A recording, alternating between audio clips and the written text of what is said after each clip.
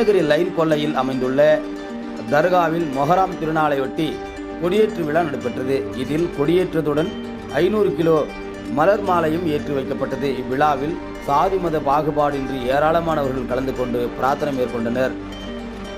ஹிஜ்ரி வருடப்பிறப்பினை இஸ்லாமியர்கள் மொஹரம் மாதமாக கடைபிடித்து வருகின்றனர்.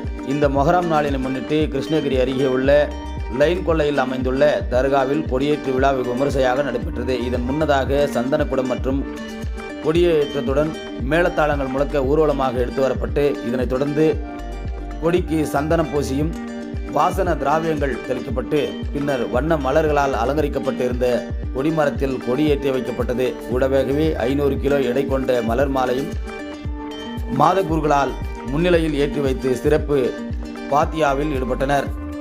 இந்த மொஹரம் திருவிழாவில் கிருஷ்ணகிரி மட்டுமின்றி லைன் கொல்லை மற்றும் அதனை சுற்றியுள்ள பல்வேறு பகுதிகளில் இருந்து சாதி மத வேறுபாடுகளை களைந்து ஏராளமானவர்கள் கலந்து கொண்டு நாட்டில் உள்ள அனைத்து சமுதாய மக்களும் நலமுடன் வாழ வேண்டியும், நல்ல மழை பெய்ய வேண்டியும், விவசாயம் செலுத்திட வேண்டியும் பிரார்த்தனை மேற்கொண்டனர். கொடியேற்று விழாவினையொட்டி அனைவருக்கும் அன்னதானம் வழங்கப்பட்டது. இந்த விழாவிற்கான ஏற்பாடுகளை அன்சர் மற்றும் அக்பச்சன் தர்காவின் கமிட்டியினர் சிறப்பாக செய்திருந்தனர் என்பது குறிப்பிடத்தக்கது.